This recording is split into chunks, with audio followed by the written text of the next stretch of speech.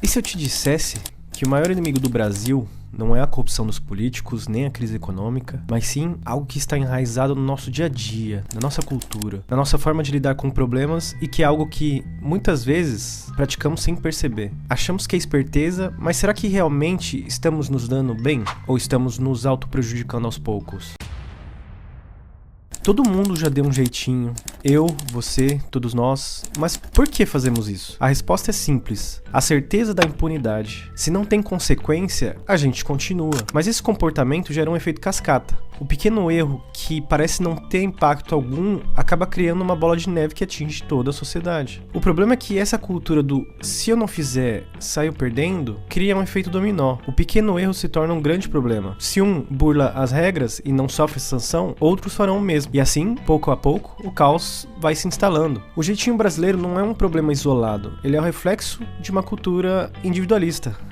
Podemos dizer até tribal, onde o interesse próprio prevalece sobre o bem comum. O interesse de alguns grupos acaba se prevalecendo sobre o interesse da sociedade como um todo. E pior, esse problema, ele não escolhe classe social. Do mais rico ao mais pobre, todos se aproveitam de alguma forma quando há a oportunidade. Essa mentalidade de curto prazo, embora compreensível diante das adversidades, acaba por perpetuar um ciclo onde as predominantes soluções paliativas impedem mudanças estruturais. O jeitinho resolve o problema de hoje, mas pode criar obstáculos maiores para o futuro. Para romper com esse ciclo, é necessário fomentar uma cultura de planejamento e valorização do bem coletivo, onde as ações de hoje sejam pensadas com foco em benefícios sustentáveis para todos, onde por mais que não tenhamos acesso no presente aos benefícios, sabemos que as pessoas no futuro poderão usufruir disso.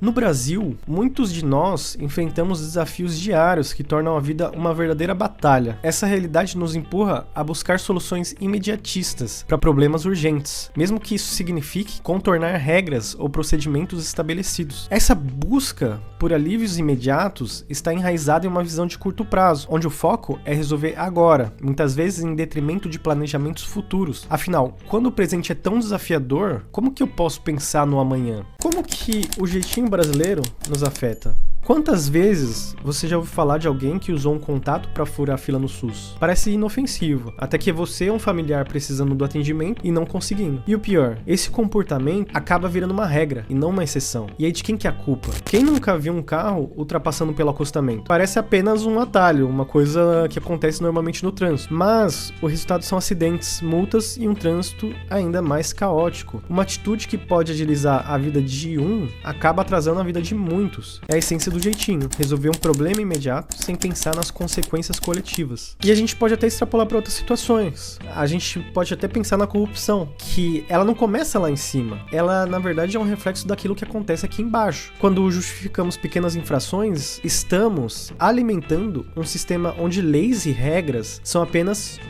sugestões. E a gente acaba se tornando um país onde cada um age por si, sem pensar no impacto que isso tem para a sociedade como um todo. E é aqui que a gente vê que passa a fazer sentido aquela frase que a gente tanto repete: cada um por si e Deus por todos. Mas isso tem solução? Precisamos de consequências sistemáticas para comportamentos inadequados. Mas punição sozinha não resolve o problema. Precisamos incentivar a ética também, reconhecer quem faz o certo e criar uma cultura onde o correto não seja exceção, mas sim regra. E que o errado não seja regra, e sim repreendido. A ética não nasce sozinha, ela precisa também ser ensinada, praticada e reforçada. E isso deve começar desde cedo. Se as crianças crescem vendo os adultos praticando o jeitinho, elas aprenderão que é assim que se faz, que é assim que a gente se vira. Mas se ensinamos que o certo compensa, a próxima geração pode mudar essa realidade. E de novo, a gente vê mais uma coisa, que é o ensinamento para o futuro, é uma mudança que não necessariamente está imediatamente ao nosso alcance, mas que tem o potencial de mudar as coisas daqui para frente. A questão que eu quero chamar atenção é que quando nós agimos em função do jeitinho brasileiro, em que a gente pensa no bem pessoal em detrimento do bem comum, muitas vezes a gente tem a impressão de que essa ação é uma ação pequena e que não vai ter resultados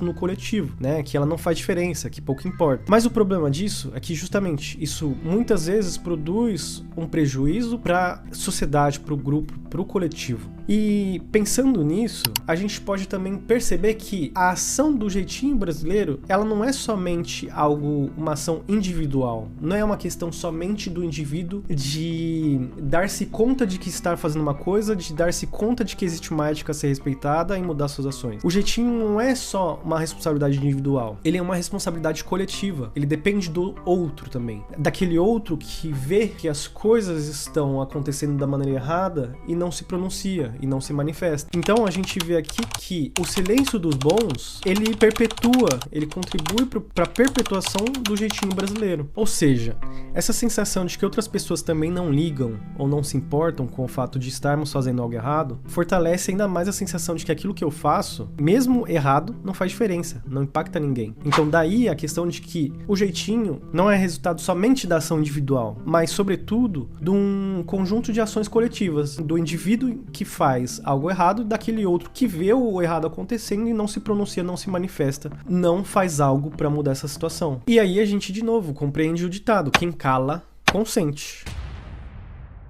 O próprio fato de a expressão jeitinho ser descrita no diminutivo, assim como de usarmos o diminutivo para tantas coisas, cria uma ideia de pouca importância, ou mesmo de familiaridade relacionada às ações das quais as palavras se referem. Isso dito, podemos perceber que quando damos o nome a tantas dessas coisas, tantas dessas práticas de jeitinho, essas ações que são questionáveis acabam tendo uma cara de apenas algo leve, rápido, sem tanta relevância, ou até mesmo natural. Você já se percebeu, por exemplo, utilizando diminutivo para justificar ações questionáveis? Tipo, é rapidinho, é vapt-vupt, só um negocinho ali. O jeitinho brasileiro é diferente do jeito brasileiro. Eu particularmente acho que a palavra jeitinho brasileiro, que envolve tantas práticas prejudiciais e imediatistas, precisa ser desvinculada do jeito brasileiro, de modo que alguns pontos positivos que são associados ao jeitinho, como a criatividade e a flexibilidade, sejam na verdade associados ao jeito, à identidade brasileira, e não a um aspecto cultural ruim que contribui para criar prejuízos sociais e estruturais. O jeitinho brasileiro, ele constitui em si um paradoxo, no qual, ao mesmo tempo em que a gente pensa que está levando vantagem, no coletivo, e esse coletivo no qual a gente está incluído, ele sai perdendo. O grande problema disso é justamente que a gente vai alimentando cada vez mais a ideia de que ninguém se importa com ninguém, que é cada um por si. Eu, particularmente, me recuso a acreditar que isso é a alma, né, a essência do brasileiro, que isso significa ser flexível, que isso significa ser criativo. Lógico, a gente é criativo, a gente tem a nossa flexibilidade, mas isso não significa que a gente tenha que resolver a maior parte dos nossos problemas dessa maneira. Existem outras formas. E eu gostaria muito que vocês dissessem aí nos comentários quais são as suas opiniões, o que vocês acham de resolver os problemas dessa forma. Contem aí nos comentários.